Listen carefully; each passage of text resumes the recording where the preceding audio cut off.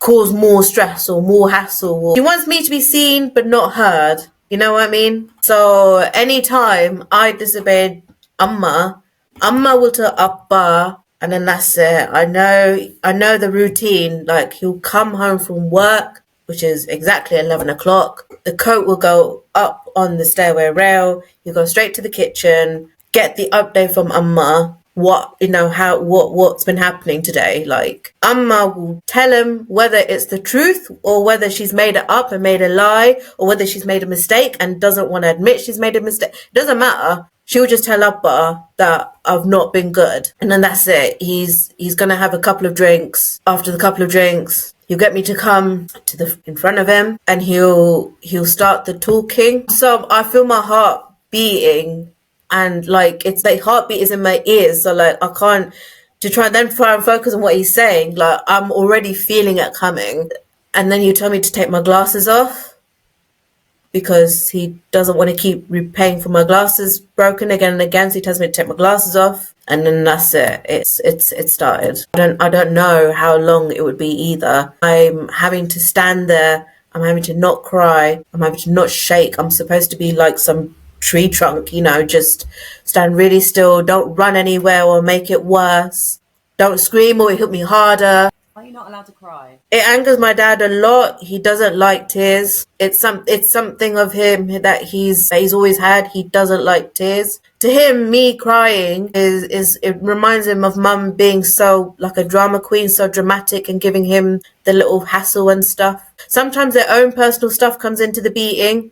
Like, he'll beat me saying I'm so like my mum. I mean, you would have had it. But with my parents, especially with their history of their dating history, because there's so much more complications to it. So it wasn't a straightforward relationship either. So I would get everything that really he should have spoken to mum about, but I'll get it anyway. And then he will send me up to bed with no food, because I don't deserve food. So I'll be sent up, nothing to drink, nothing to eat. I'm just supposed to go to bed. And then I'll spend like the next 3 weeks, in school, sitting on a chair, but sitting on my bruises. Because my dad will be really clever about the bruises. He'll hit on the, either on the bum or the back of the thighs, because if it's visible, the teachers will know. So, it'll be like the back of the head and pulling the ear, and yeah. So your relationship with food now, what's it like? I can't stop eating. Ethan's a godsend. To get me eating, he started giving me like really like childish foods, like school dinners. Like, he would literally treat me like a baby. And then he'll introduce me to all these, different things. Like, I don't know, like, because I've been deemed useless to be in the kitchen. So I've never cooked in my life until I met Ethan either. So I didn't start cooking till I was like 27. So he's then showing me all these things like jacket potato, and I'm like, is that how you make jacket potato? And he was like, yeah. Oh, what? Okay, can you teach me how to make eggs? And he was like, yeah, I'll teach you eggs. Made like a whole omelette. It's such a simple omelette, but because I've never made it before, I'm like, eggs. Oh, please make it every day. I love this. Like, it was so exciting. He made it so exciting. He just showed me like the simplest stuff. I'm very grateful. I don't think I would have had a better relationship with my food if it weren't for him, because I'm so used to starving myself. Because in the end, I didn't need my dad to send me to sleep starving. I just end up starving during school days. I'd end up starving during college. Because I'm just so into the routine of not being the good girl. So therefore, I don't deserve food. I'm not good enough for food. I need to work hard to feel like I deserve food. So my diet would really consist of just a lot of coffee, maybe like the odd dinner, but that would be like a handful or so, and then some alcohol to knock me out, to just to wipe out and forget the days. I still struggle with food now because I am on medication. It kind of because it numbs my emotions. Unfortunately, it numbs the hunger as well. So I'm getting better. I'm not quite there, but I'm getting better with it, which is better than nothing. So yeah, but that's one of the things I've had to really, really, really unlearn. What's the most Tamil? I think the most Tamil thing about me that will probably stay with me for life is I have this thing where I believe things that need any jobs, tasks, wherever it is, do it in the daytime. Nighttime, that's it. No phone calls, no parties, no nothing. And I think it's come from the fact that because growing up, because I wasn't allowed friends. So if I had to socialize with someone, it had to be in the daytime, because if I were to socialize in nighttime, I'm up to no good. So during the daytime, I'm kind of like so on it, trying to get so like up to top with everything. Like even though my work wasn't perfect, it was about looking perfect. And even though I didn't have many clothes, I probably had like two trousers and three tops then, because my mum would rather like the, saris or half saris or whatever back then rather than casual clothes. So it was kind of like, I need to get my books in order. I need to get a pencil case in order. I need to get, the bed needs to be clear from stuff. I can't have anything dodgy or anything to make them suspicious. I had to make sure there was like no coloured like underwear, because I wasn't allowed coloured underwear because that's another suspicious thing. So I wasn't allowed coloured underwear because it meant that I was trying to attract boys at the time. Therefore, I had to stick with the bland colours such as black and white and beige, and the clothes that I wear, it has to be approved by my mum. So if my mum likes it, I can wear it. If my mum doesn't like it, I can't wear it. It was kind of like that. But I'm so used to trying to get everything done in the daytime, so that nighttime is kind of like, right, we're done, switch off. Don't want to do anything else. This is it now. I think I've just got so into the routine of doing everything during the daytime and having to be back by home. Because work life was exactly the same with work, because that was all daytime stuff. I mean, well, you would know working with kids because it's childcare, isn't it? You wouldn't have anything going at the night. So, so I had to come straight from work to home and that's it. I'm not supposed to be doing anything. So I've kind of like stuck to that routine, but then it's become a part of me because now all of a sudden there's no family with me. I've got so much freedom. It's just me and my husband. And all of a sudden, actually, I quite like having the nights off now. It's become such a blessing. So I think that's going to be something that's very Tamilified, but that's stayed with me, but for the better. Elaxana, just a question. What do you think the perfect Tamil woman is? Who do you think she is? A Tamil woman, for starters, someone who actually has the sound knowledge of living Tamil ways. Then I'm now starting to realize that maybe it's someone who's very sound with how they actually want to live. I would like to say that a Tamil woman would look like someone who strives for peace, who strives with care, kindness, because kindness goes such a long way. And I know it did with me. I know I didn't get that from my family and community, but kindness really goes a long way. I feel like a Tamil woman should be open-minded because, I know for a fact, I did not plan on being queer. I generally thought I was going to marry Vijay growing up. Hey, I was meant to marry him. No, I'm sorry. No, I'm sorry. No. Hold on a sec. No, I love you, but hold on a second. Hold on a second. I saw him first. I had the white wedding dress pictured in my head. No, sorry, he's not yours. He's older than you. You can't have seen him first. Excuse me. Calm down. Excuse me. I'm younger. Well, I'm well cleansed. I'm well dressed. But in all seriousness, I really do think a Tamil woman should be open to all experiences that could come her way. I still feel like I've got a lot to learn. I'm still trying to figure myself out as a person. I'm still trying to figure out who I am without being that good girl. I've been that good girl from 4 or 5, and it's ended so abruptly at the age of like 20, a month before my 27th. That was just ripped away from me and the whole world has just fallen apart. It's never occurred to me I would live away from family. I didn't think that was physically possible. It never occurred to me that people or blood relatives that I knew who